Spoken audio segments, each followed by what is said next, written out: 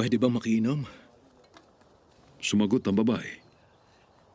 Kayo po ay isang Hudyo at ako ay Samaritano at babae pa. Bakit po kayo makikiinom sa akin? Sinabi niya ito dahil hindi nakikitungo ang mga Hudyo sa mga Samaritano.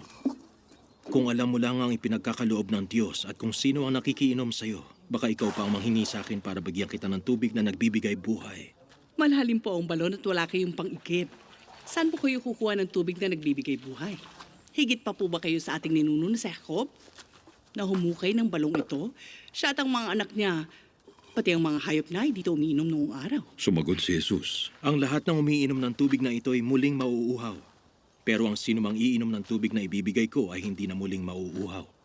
Dahil ang tubig na ibibigay ko ay magiging tulad ng isang bukal sa loob niya na magbibigay ng buhay na walang hanggan. Bigyan niyo po ako ng tubig na sinasabi niyo upang hindi na ako muling mauhaw. At hindi ko na kailangan